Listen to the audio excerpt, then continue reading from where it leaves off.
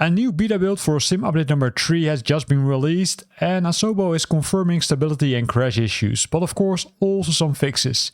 In this video we're gonna look at which fixes are included. But first, let's roll the intro.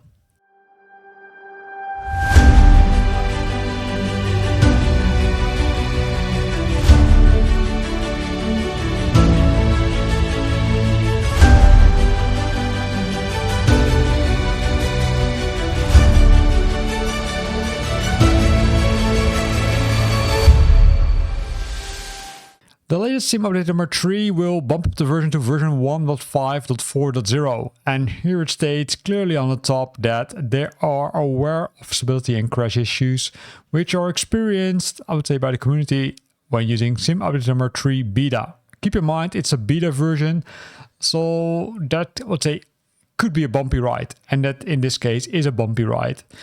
It has not been resolved yet in this update, and there's also a statement about the I would say community folder, which could of course, I would say, result in some of the stability issues.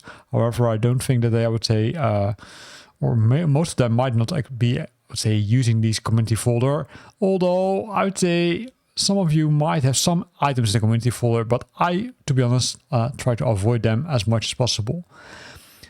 If we look at the release notes, it's again chopped up in, I would say, pieces, and we start with the stability and performance. They say that they fixed a crash occurring in a model behavior parser when cancelling a request, rapidly clicking tiles in the aircraft selector.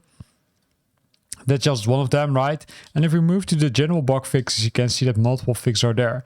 First of all, they allow the player to lock their input presets, because I would say what you can do is, of course, change the inputs, but they could be changed, but now you can lock them based on this. And you've got an option to say, okay, hey, that changed new plane flares on the interior lights to be disabled by default.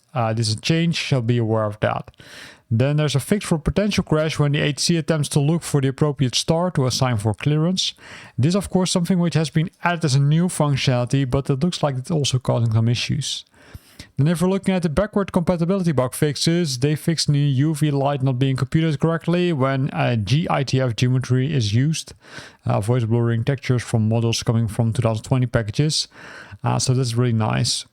From the aircraft perspective, there also are some fixes. First of all, there's a fixed crash in the object follow graph AI when a navigation graph node is destroyed before AI or AI destroyed node before the node.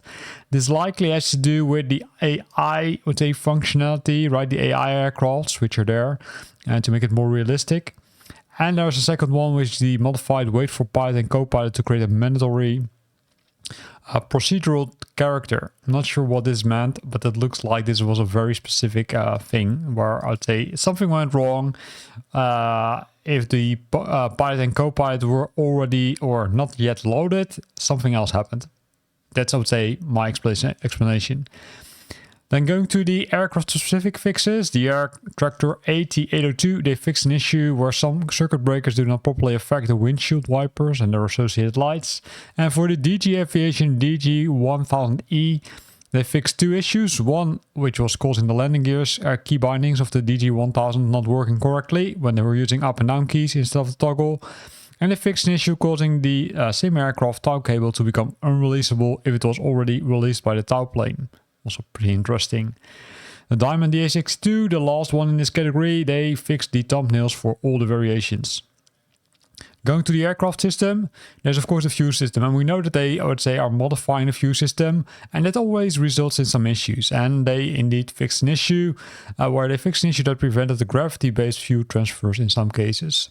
For the physics, they also included two fixes. They updated the debug aircraft weight tool to perform the same validation checks on MOI as during the aircraft mass properties loading, and a downgraded log level for MOI validation issues.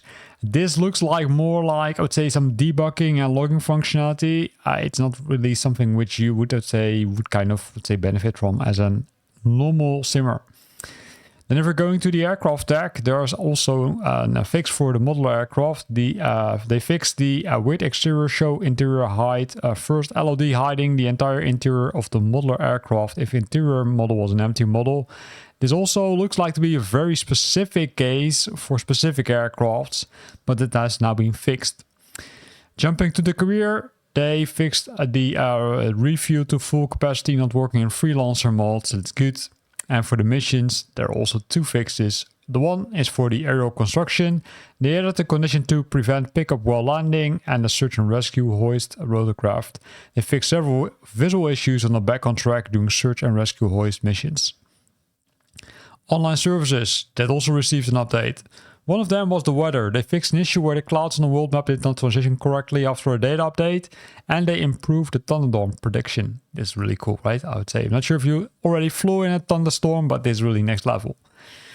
Streaming. They fixed the gaming freezing when attempting to stream some packages due to the sound XML being in a folder which name did not start with sound. And for the virtual reality people under us, they fixed these missing icons from some VR control inputs, and they fixed the toolbar that sometimes disappeared when leaving the VR mode. So some small fixes, but I think that I would say the one on the top is the most important one, I should say, which still needs to be fixed, right? Because it looks like there are some serious issues. I'm not sure how your experience is with this latest sim update number 3, that's version 1.5.3, which was the third build. So let's see how it goes with 1.5.4, although Sebo already confirms that it is not entirely fixed. I'm of course curious what you think about this update, but also what your experience is currently with the sim update, with this specific sim update, I must say, sim update number 3, right? So let me know via the comment box below what your experience is, and let's start some, I would say, chit chat about what you think is, I would say, or could be a potential issue for those crashes. Here ends this video, where we looked at the latest release notes for the latest sim update number 3 beta, which bumps up the version to version 1.5.4.0. Hope you liked it, and of course I hope to see you back next time, probably when there's a new beta build.